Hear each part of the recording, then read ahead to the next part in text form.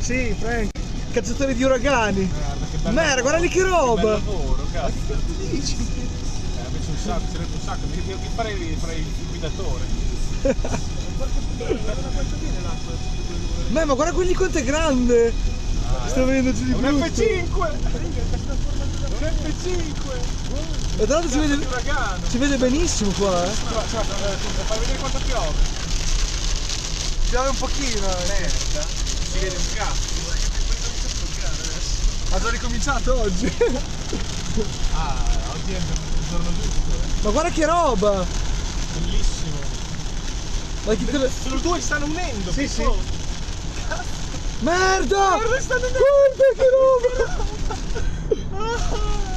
Via cavalca via, via cavalca via. Si è unito. È diventato uno grande. Ma che città è quella? Ah, sì? Sì, è Poggio.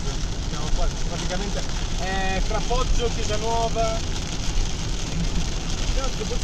C'è uno che gli sta girando intorno. Sì, sono tipo, sembrano che si univano, ma in realtà sono lontani. Ma non è sì. questa roba. No, è un secchio di Guarda lì che roba. Ma secondo me non scende, sai?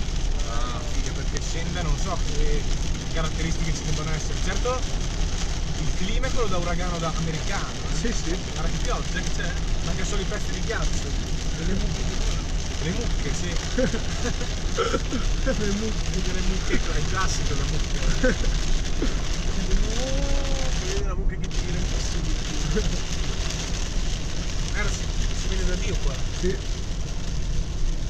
Sembra tipo è il pisello di quella nuvola. Entriamo nell'occhio del ciclone, adesso smette di piovere, no? In realtà è tutto attorno a noi. Merda. Sì, che roba. Quella nuvola era una nuvola maschio.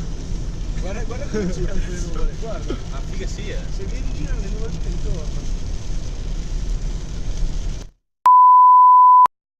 Ci voltiamo e vediamo di Non fronte. l'avevo mai visto.